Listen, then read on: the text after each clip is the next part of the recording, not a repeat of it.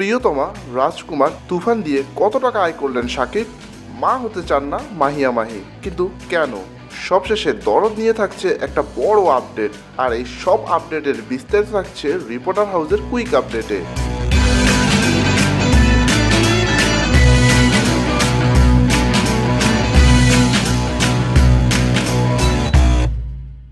বাংলা সিনেমার ইতিহাসে ব্যবসায়িকভাবে অভূতপূর্ব রেকর্ড গড়লেন শাকিব খান। 2023-এর জুন থেকে 2024-এর জুন, এই এক বছরে তার প্রিয়তমা রাজকুমার, তুফান এই 3 সিনেমা দিয়ে আয় করেছেন 100 কোটি টাকার বেশি।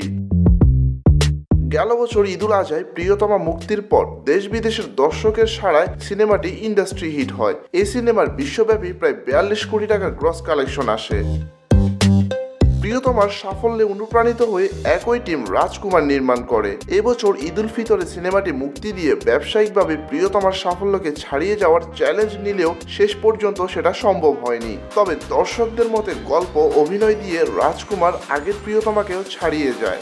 রাজকুমার থেকে প্রায় 42 কোটি টাকার গ্রস কালেকশন আসে। তার ধারাবাহিকতায় এবারে ঈদে মুক্তি পাওয়া শাকিবের তুফান সিনেমাটিও মাত্র 3 সপ্তাহে বিশ্বব্যাপী 35 কোটি টাকা গ্রস কালেকশন করেছে। পরিচালক রায়ান রাবির পক্ষ থেকে এমন তথ্য জানা গেছে, চতুর্থ সপ্তাহে এর আয় আরও বাড়বে। এছাড়াও এক বন্ধু রাষ্ট্র ভারত ছাড়া লন্ডন, সিঙ্গাপুর, মধ্যপ্রাচ্য, অস্ট্রেলিয়া এবং যুক্তরাষ্ট্র সবখানে সাফল্যের সঙ্গে মহাসমারোহে চলছে শাকিবের এই তুফান সিনেমা। প্রযোজক শাহরিয়ার শাকিল আশা প্রকাশ করছেন যে তুফানের গ্রস কালেকশন বিশ্বব্যাপী 50 কোটিতে পৌঁছবে। এক বছরের মধ্যে শাকিব খানের প্রিয়তমা, রাজকুমার ও তুফান এই 3টি সিনেমা মোট ব্যবসা করেছে প্রায় 103 কোটি টাকারও বেশি, যা বিস্ময়কর হলেও সত্যি।